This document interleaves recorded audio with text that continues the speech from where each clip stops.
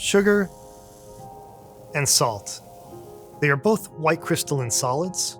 They both dissolve well in water. But I think anyone you ask will agree they are pretty different.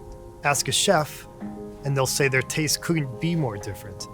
You don't put salt in your coffee or sugar on your pretzels. Wait, sugar on pretzels is actually pretty good, but you know what I mean. Ask a nutritionist, and they say you should cut back on both, but for very different reasons. Ask a chemist, well, don't get me started. This is Real Chem.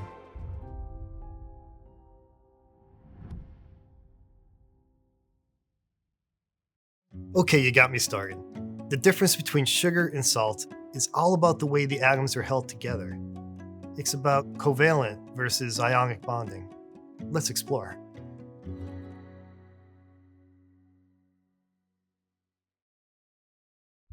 In a covalent bond, the electrons are shared. These shared electrons lie between the atoms and act like a stick holding the atoms together. This is why we often use a ball and stick model to visualize the covalent bonding present in a molecule such as sugar.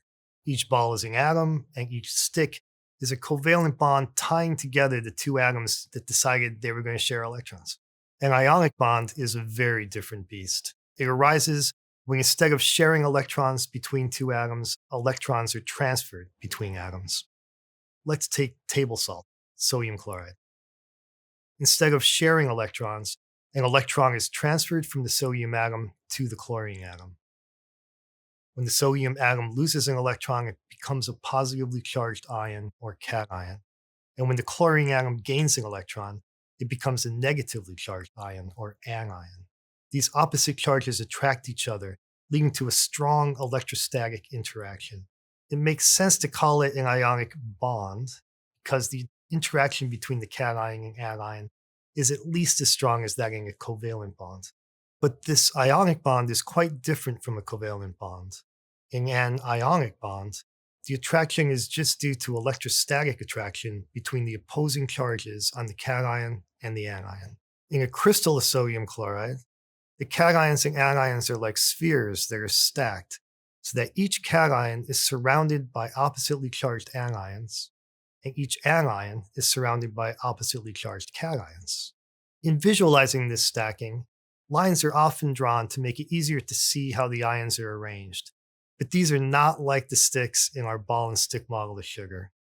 Those sticks represent shared electrons that lie between the atoms and bond them together. In our drawing of salt, the lines are just guides to the eye to help visualize the stacking pattern. So back to what's the difference between sugar and salt. One of the biggest differences is the nature of the particles that stack together to make a crystal lattice. In a crystal of salt, cations and anions are stacked in a lattice.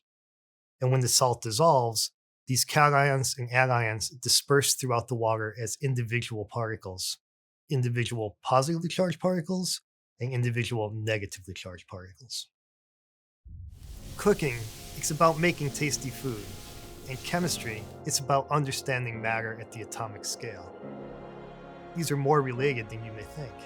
When you taste something, it is because the molecules and the ions in the food are interacting with your taste receptors, and this interaction is occurring at the atomic level. In molecular gastronomy, chefs are using what we know about food at the atomic scale to inspire creative new dishes. So explore and remember to have fun.